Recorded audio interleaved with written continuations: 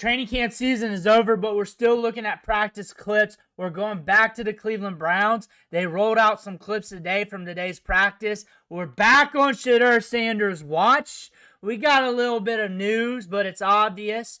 But we're going to talk about that today. Before we dig in, you need to click that subscribe button right now. When I get practice clips, I show them.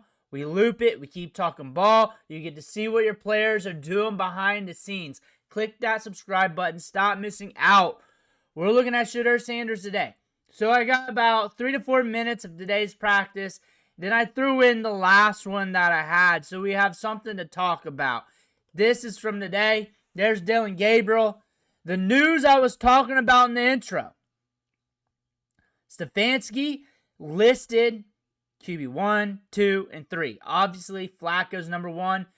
2, as you already know, is Dillon Gabriel. 3 is Shedeur Sanders.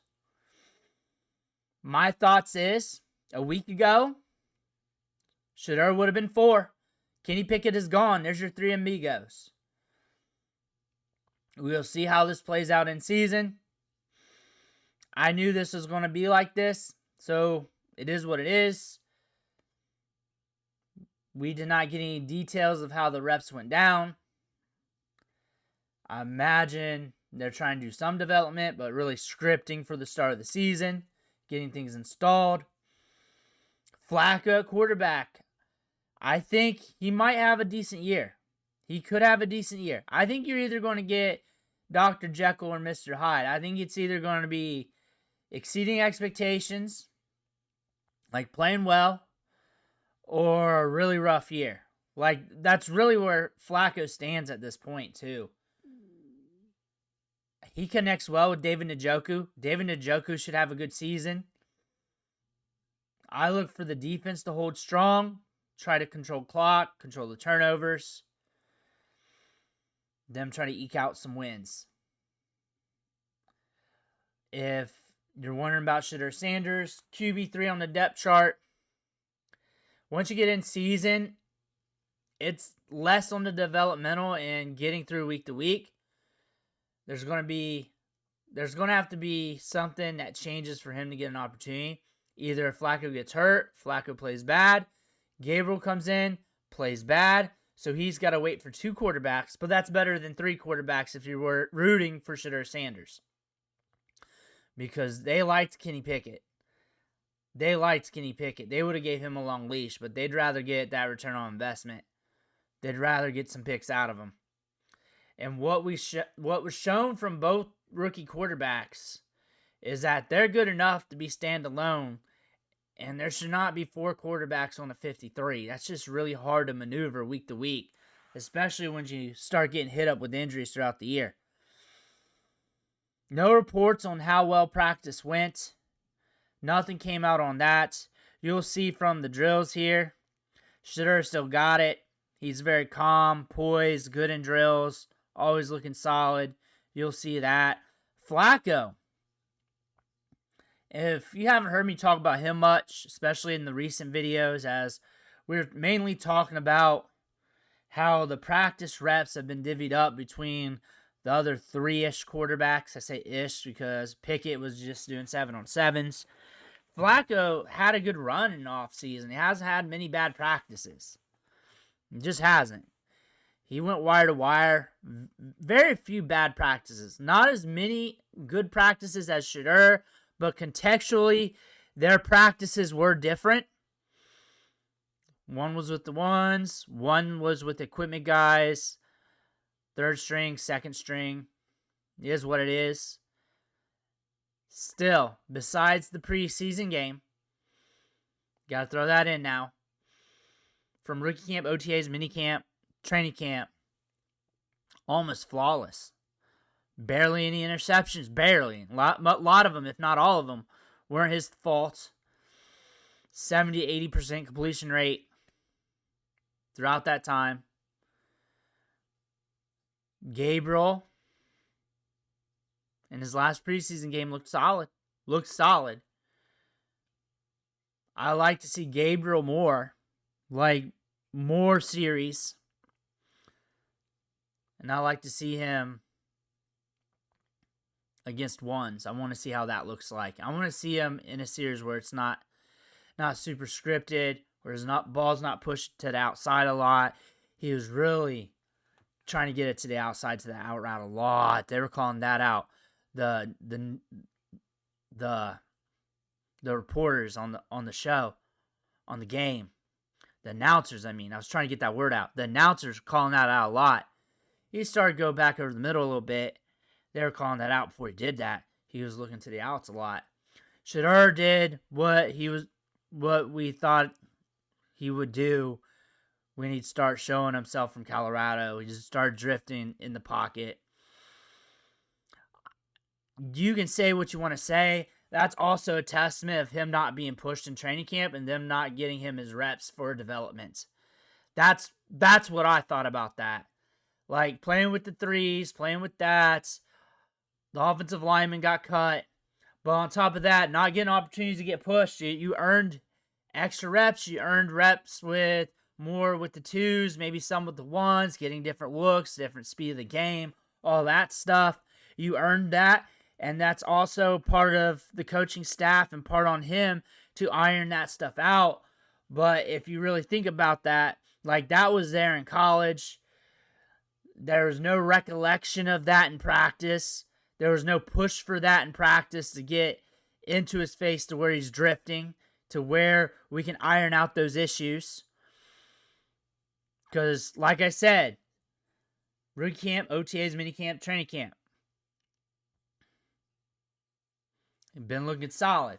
Now, if you allowed him to get more reps, because the thing is, like Shedeur watch here on the channel, during practice and training camp, I watch the live tweets, I keep refreshing, and during, I'll say joint practice time, because now the days are starting to get mushed around my head, because I'm starting to get for in-season mode for me.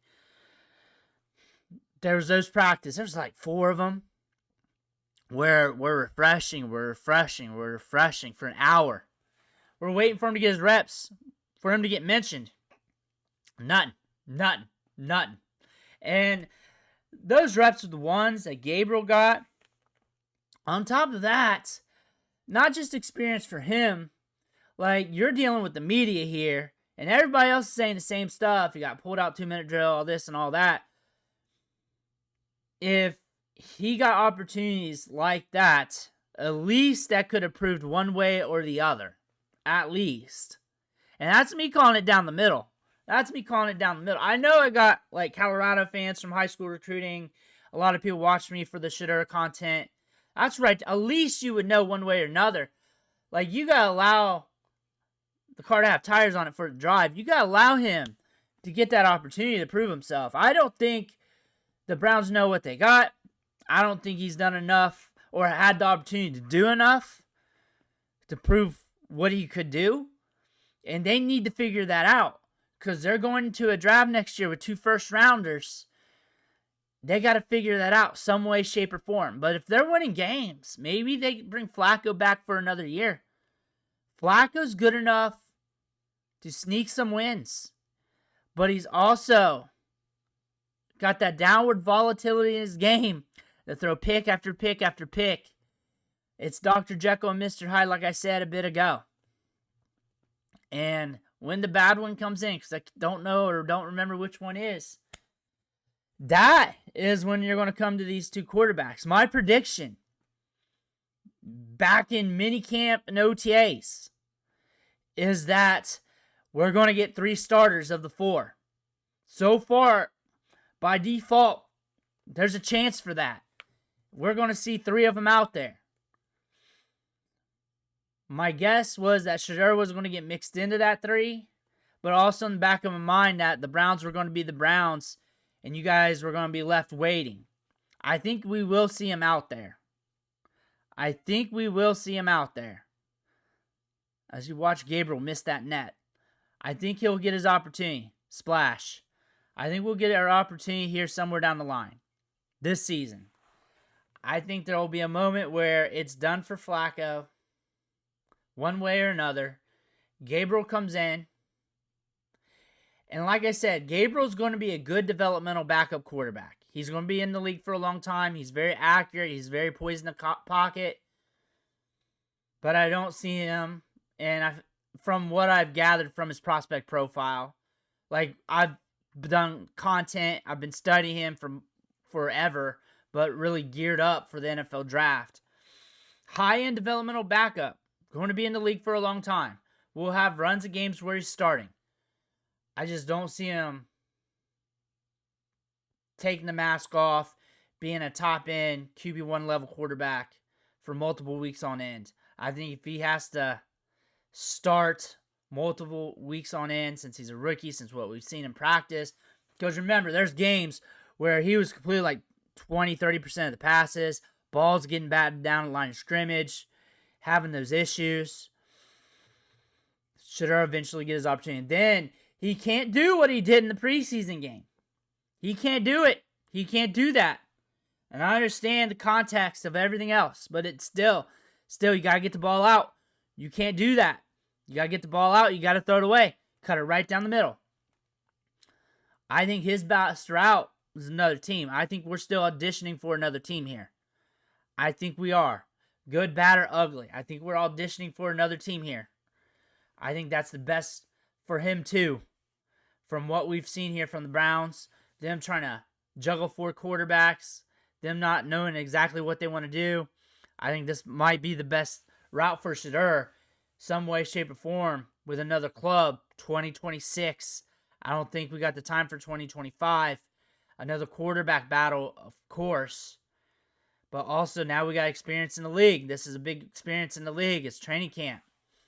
I'll say this. You look through his pregame routine, which we've been blessed to see his and Anthony Richardson. Like, what we see from these two quarterbacks, 40 minutes, an hour before practice. Shedeur looks more competent, like as in he's confident in what he's doing. Holds himself very composed. He's a very accurate passer. Very accurate around the boundaries and in the red zone. He's a good red zone quarterback. That's the thing. He's very good. He can dice you up in the red zone. I like to see him with the ones. We never got to see him with the ones. I like to see him with the ones of what he can do. It's going to happen this year. It'll be double-digit weeks, week 10 plus, maybe week 12, 13, 14. He'll get his opportunity somewhere around then. It'll be past Thanksgiving time probably, somewhere around there. It'll be kind of colder outside. We'll be going into the week. There'll be some sort of injury issue to somebody. We'll catch the news. It'll be a Sunday game. We'll be going in. It'll be Thursday, Friday afternoon, injury-related news. We'll catch that. Shadur Sanders gets his first NFL start. My channel erupts. You guys erupt. We party, and I'll do a video that night, that Saturday, that Sunday morning. Get you guys hyped up, letting you know what's going on, over-unders the game, and everything else. But it's going to be some time. Best quarter action. Just considering what's going on with this team, how they're cultivating everything. It's probably another team some way or another. Let me know what you think in the comments below. I want to hear about that. Make sure to hit that subscribe button on the way out. If you want to thank you for watching, catch you on the next video.